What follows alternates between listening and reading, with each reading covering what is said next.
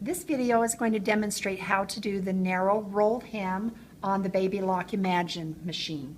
There are actually two different stitches that the Imagine can do for the narrow hem. We're going to do the D selected stitch, but you can also do the C. So I want to tell the difference between these two using the quick reference guide.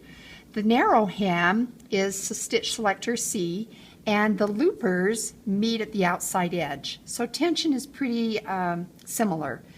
On the D one, which is the rolled hem, selecting the D will make the lower looper tension tighten and causes the upper looper thread to wrap around the fabric. And so you hardly see the lower looper thread at all. This stitch is great for making ribbons, for hemming napkins, tablecloths, hemming chiffon dresses and skirts.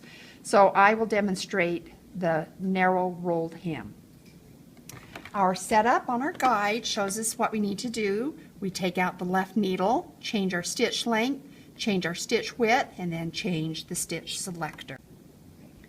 To take the left needle out, cut the thread, use your needle holder to hold the left needle with your left hand, and then slightly unscrew the left screw and take that needle out. Having the holder helps prevent it from falling down into the machine. Just put the needle safely in some fabric, and that way it'll be ready to put back in. It's very important to tighten that screw back up so it doesn't fall out. Then let's go ahead and change our stitch length. We are on standard stitching. We need to change that to the narrow rolled hem. I like to have a short stitch length, so I'm at the lowest mark, which is 0.75 on the rolled hem.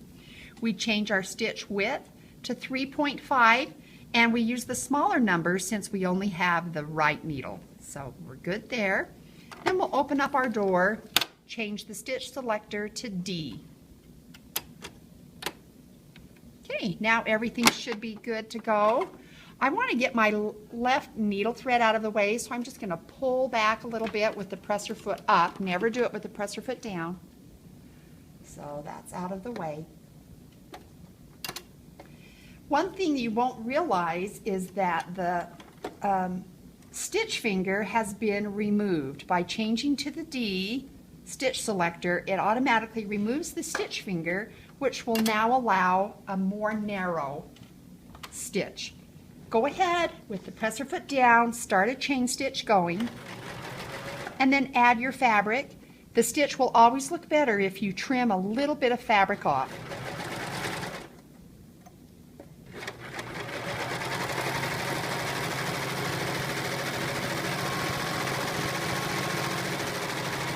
I'm going to change the stitch width so you can see what it looks like with maybe a 3, so you can see the difference.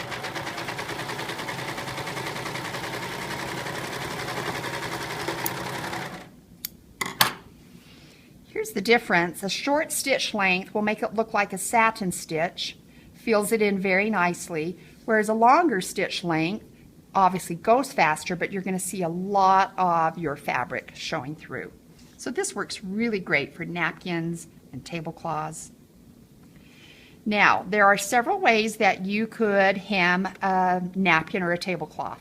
If you don't want to learn how to turn a corner, then you have to serge the two sides separately and leave thread tails, and then you'll serge the top and the bottom. You'll end up with 4 thread tails that you will have to finish off, either tying knots or threading the tail up into your serger stitch.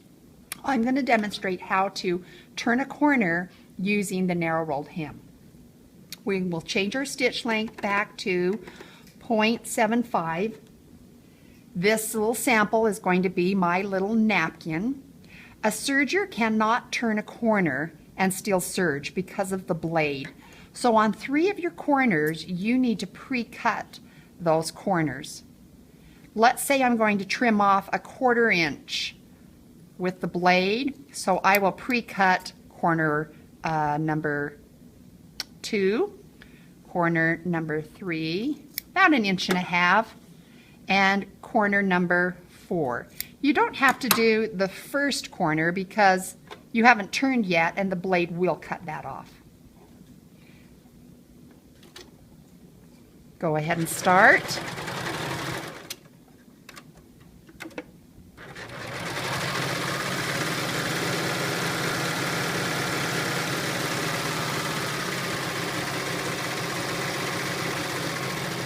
Slow down when you get close to your pre-cut edge. I stitch clear to the edge, and the machine goes so fast, sometimes I just do the last few stitches with my hand on the hand wheel. Have your needle up, raise the presser foot. Right now your stitches are locked over your stitch finger, so you can't turn a corner. So what you do is, with the presser foot up, pull just a little bit of your needle thread to give you some slack, and now pull the fabric straight back off the stitch finger and move your fabric around so that your pre-cut edge is touching right to the left of your blade. Get your corner right up under the needle. You may have to pull your threads back, the right needle and maybe your loopers, because we don't want any little extra loops right there. Fabric needs to be snug. Corner is right under the needle. Lower the presser foot. Hold on to your pre-cut corner here and help push the fabric as you start.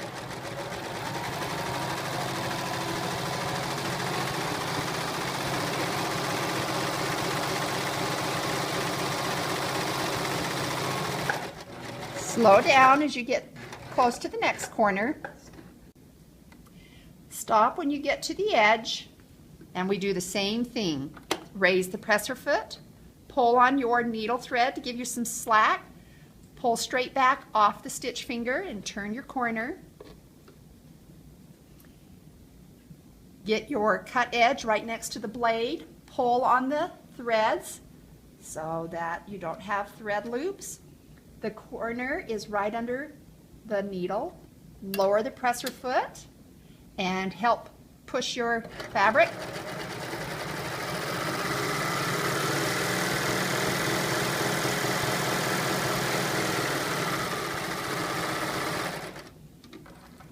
Stop when you get to the edge of your fabric. Needle is up, presser foot up, pull on the needle thread, give you some slack, pull straight back off the stitch finger, cut fabric right next to the blade, pull back on your thread slack. Corner is right under the needle. Lower the presser foot. Not quite. There we go.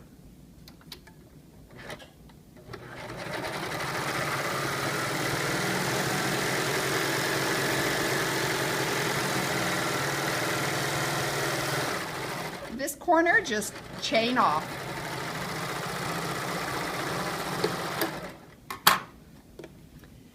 By turning a corner, you're left with only one tail because the others are all connected. And this is what your corner will look like. It really is important that that stitch completely stitches on your fabric so that your stitches will not pull off that fabric.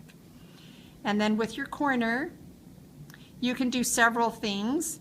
You could unchain these threads, put them through the eye of a needle, and insert them up in here, or you could loop them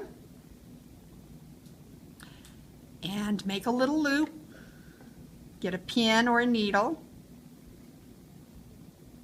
put the needle inside the loop. That will guide your knot close to your hem, and that will tighten that. You could then cut it off and add a little dab of fray check glue to help keep that secure.